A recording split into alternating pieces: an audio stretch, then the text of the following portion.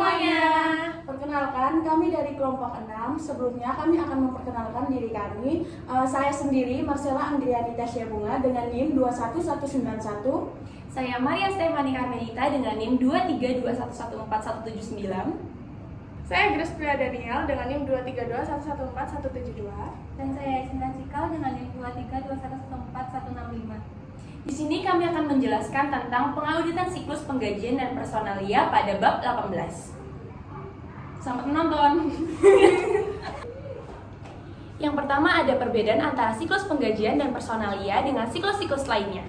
Perbedaan yang pertama yaitu dalam penggajian hanya terdapat satu golongan transaksi. Kebanyakan siklus mengandung lebih dari satu golongan transaksi.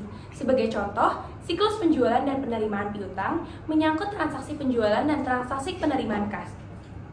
Kadang-kadang juga menyangkut transaksi retret penjualan serta transaksi penghapusan piutang.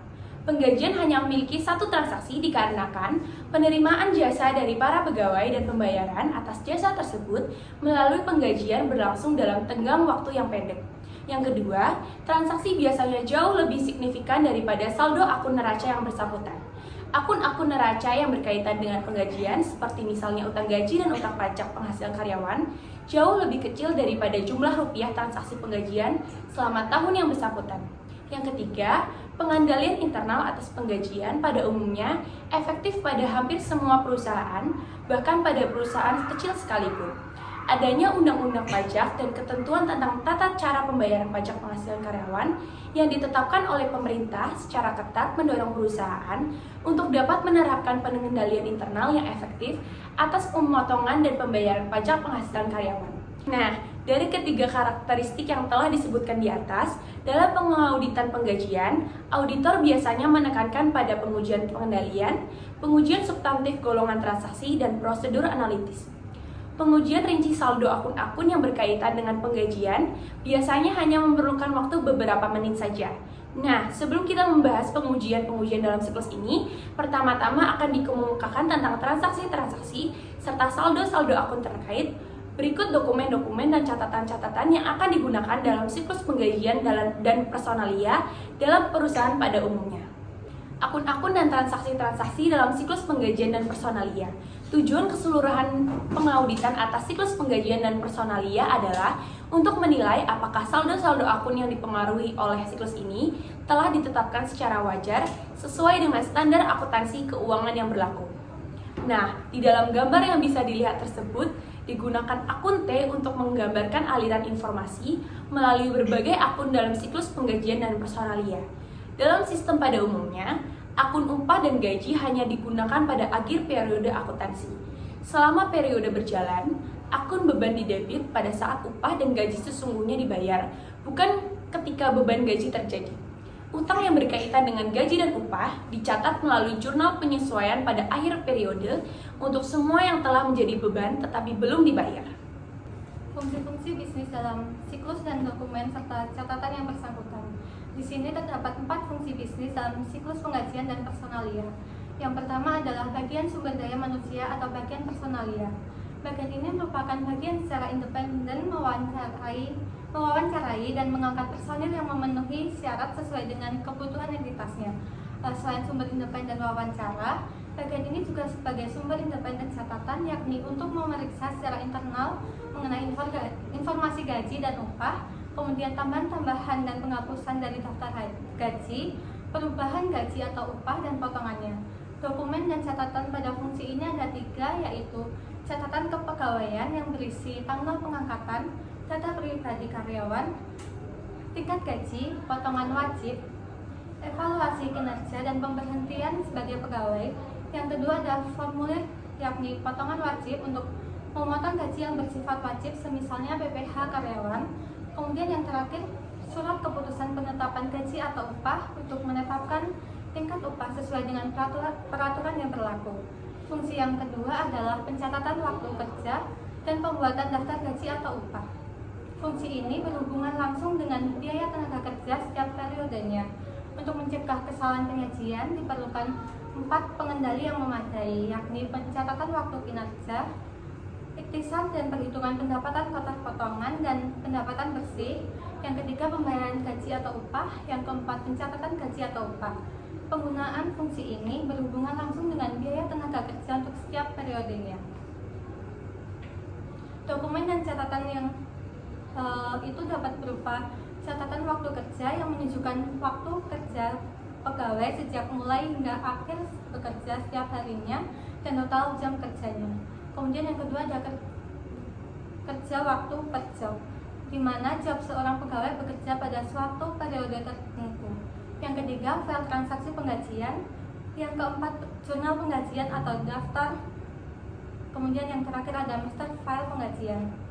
Fungsi yang ketiga ialah pembayaran gaji dan upah.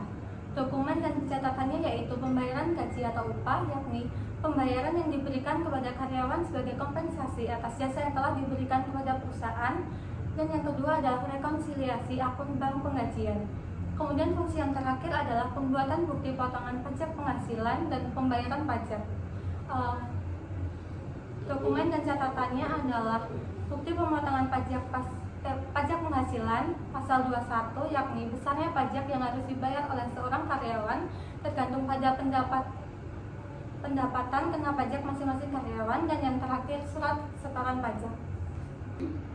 Selanjutnya, ada metodologi untuk perancangan, pengujian, pengendalian, dan pengujian substansi transaksi.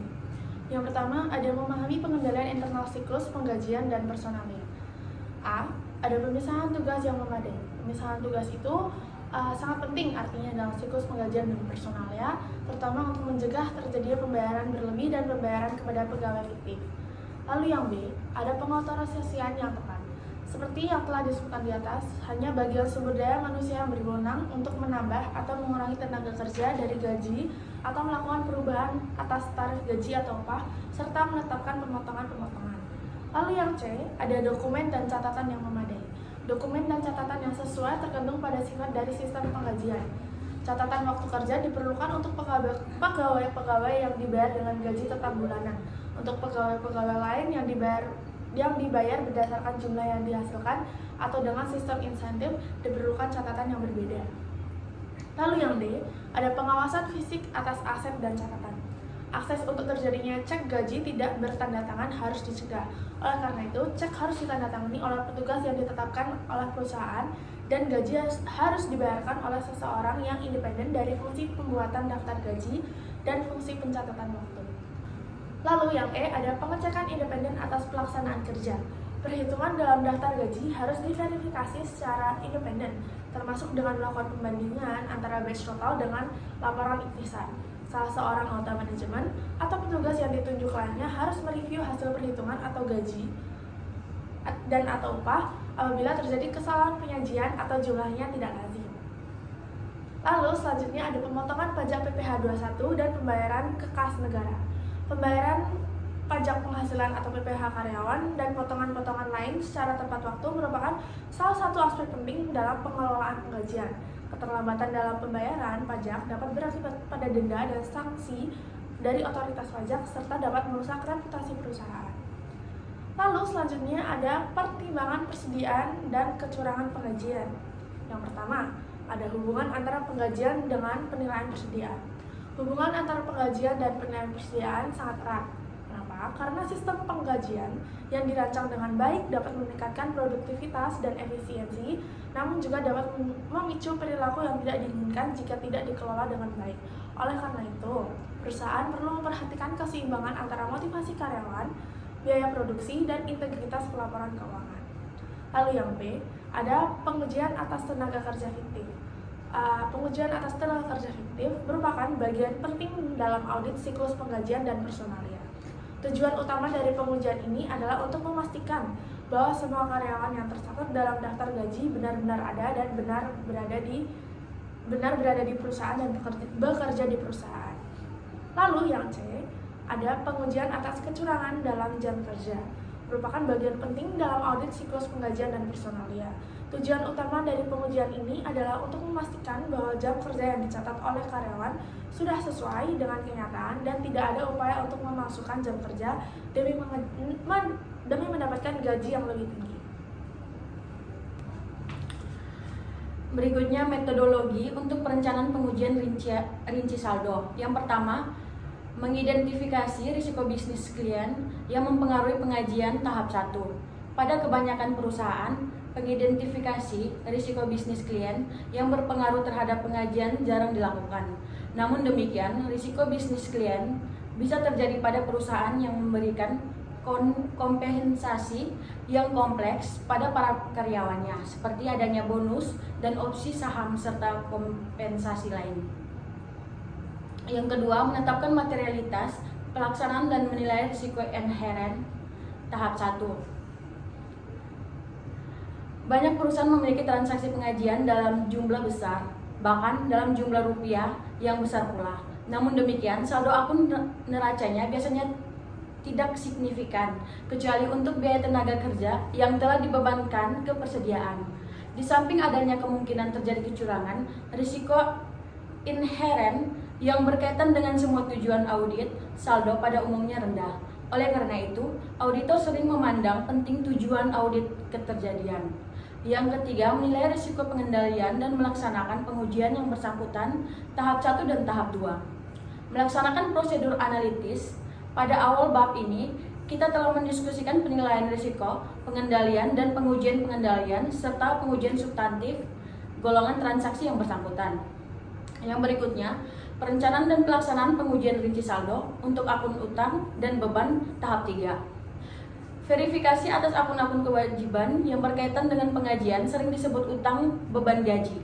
Biasanya bisa dilakukan secara langsung apabila pengendalian internal berjalan dengan efektif. Di sini ada 2 tujuan audit saldo dalam pengujian utang-utang yang berkaitan dengan pengajian. Yang pertama, jumlah-jumlah yang dipotong dari penghasilan karyawan, pajak penghasilan karyawan yang telah dipotong perusahaan. Penghasilan karyawan tetapi belum disetorkan ke kantor diperiksa dengan cara membandingkan antara jumlah saldo pengajian, pajak penghasilan karyawan yang dibayar pada periode berikutnya dan pengeluaran kas pada periode berikutnya. Yang kedua, utang beban gaji dan upah. Utang beban gaji dan upah timbul apabila upah pegawai untuk jam kerja pada hari-hari terakhir sebelum penutupan buku belum dibayar perusahaan sampai periode berikutnya. Sebagai contoh, penetapan dengan cara diperkirakan, misalnya pembayaran yang dilakukan pada periode berikutnya terdiri dari 3 hari kerja untuk tahun ini dan 2 hari untuk tahun berikutnya. Maka diperkirakan 60% dari pembayaran kotor yang dilakukan pada periode berikutnya merupakan utang gaji atau upah yang ada pada akhir periode ini. Selanjutnya, utang beban komisi. Konsep yang sama yang digunakan untuk memeriksa utang, gaji, atau upah dapat diterapkan untuk memeriksa utang dan komisi. Tetapi penentuannya seringkali lebih sulit karena perusahaan sering membuat berbagai macam kesepakatan dengan pegawai sebagai penjualan dan pegawai-pegawai lain yang diberi komisi. Yang berikutnya, utang bonus. Pada banyak perusahaan, bonus yang pada akhir tahun belum dibayarkan kepada para staf dan karyawan perusahaan kadang-kadang merupakan pos yang cukup besar sehingga tidak dicatatnya utang tersebut akan terjadi kesalahan penyajian material. Dan yang berikutnya, pengujian rinci saldo untuk akun-akun beban.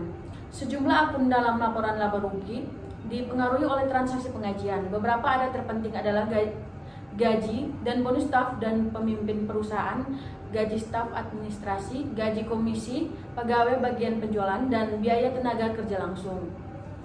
Yang pertama ada kompensasi untuk para staf. Auditor lazim melakukan verifikasi apakah total kompensasi untuk para staf telah disetujui oleh Dewan Komisaris. Yang kedua, komisi.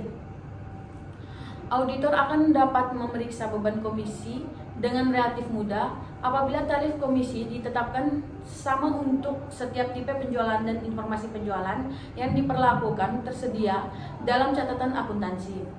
Yang berikutnya, beban pajak penghasilan karyawan selama setahun dapat diuji dengan pertama-tama merekonsilasi total beban gaji atau upah pada setiap daftar gaji dengan total upah selama setahun. Berikutnya, total gaji atau upah. Pengujian yang berkaitan erat dengan pengujian atas pajak penghasilan karyawan adalah merekonsilasi total beban gaji atau upah di buku besar dengan pajak penghasilan karyawan yang dibayar ke kas negara. Tujuannya adalah untuk menentukan apakah transaksi pengajian telah dibebankan ke akun bukan gaji atau upah atau sama sekali tidak dicatat dalam jurnal pengajian. Selanjutnya, tenaga kerja kontrak. Tenaga kerja kontrak untuk mengurangi beban tenaga kerja, banyak perusahaan mengadakan kontrak dengan organisasi dari luar untuk menyediakan tenaga kerja yang diperlukan perusahaan. Selanjutnya, tujuan penyajian dan pengungkapan. Ketentuan tentang pengungkapan untuk transaksi dan saldo-saldo akun dalam siklus pengajian dan personalia tidak begitu banyak. Kelompok 6